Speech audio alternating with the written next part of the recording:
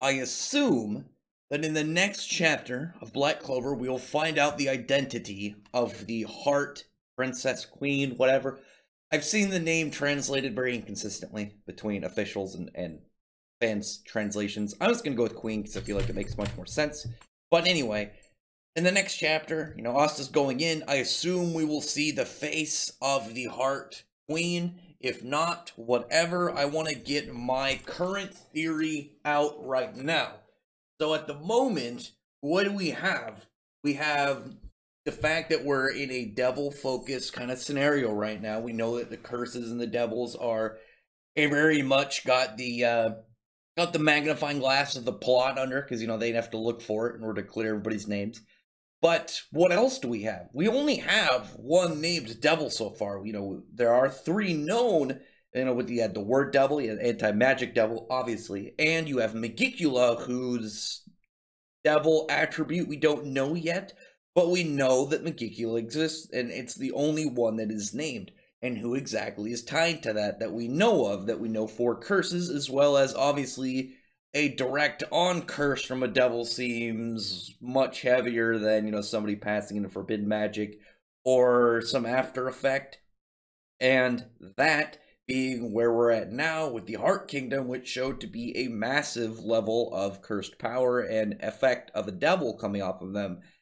And if you go and look back at the last chapter, when Asta is shackled under the water, at first, when you see like the water around the Heart Queen and Undine one, they were kind of like approaching the place itself. It was water. It had the way that Tabata draws water, but that shackle that was used to hold Asta down did not look like water. It looked like metal.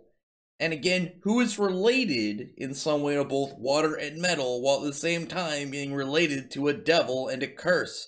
And that being, also on top of that, somebody strong enough to hold that position as, up there with like a Wizard King status character, Aesir Silva. Now keep this in mind. We know that there is a curse upon her. We never saw her death. It was just said that she was dead.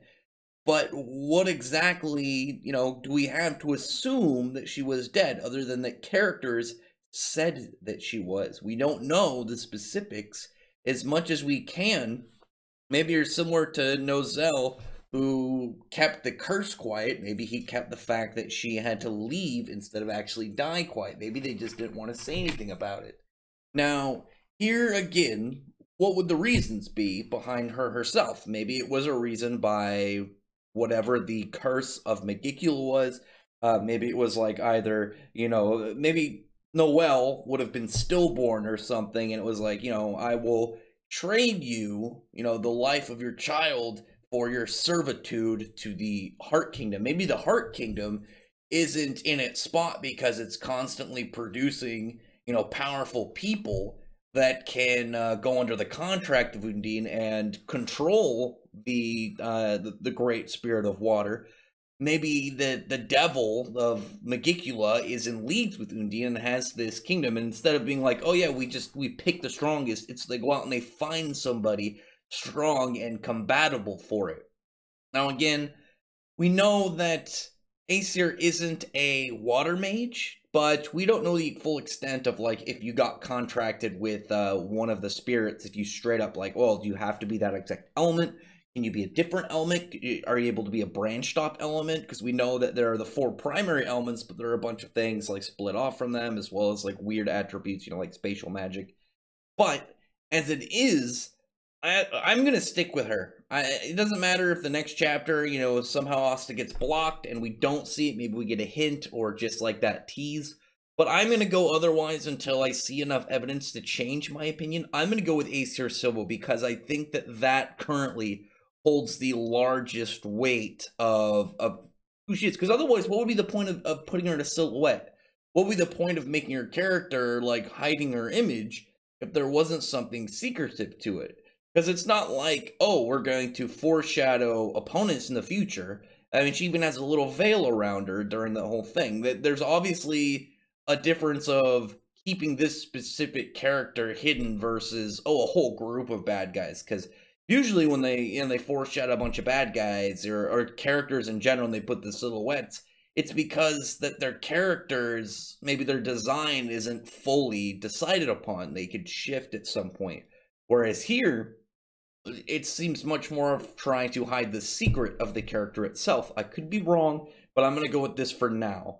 So tell me in the comments what you think about this theory, what your take on this is. Do you think it's a likely thing? Again, like, she's got a relation to water magic. If you look at that shackle, it's definitely not water magic. It looks like metal.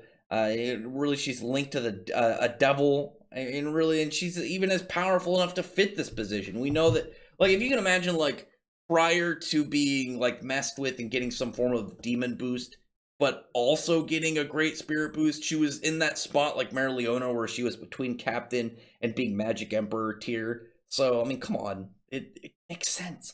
Anyway, other than that, comment below, thumbs up the video from the like button, and subscribe button, and check out my other videos. But I appreciate everyone's already subscribed, and thank you all for listening.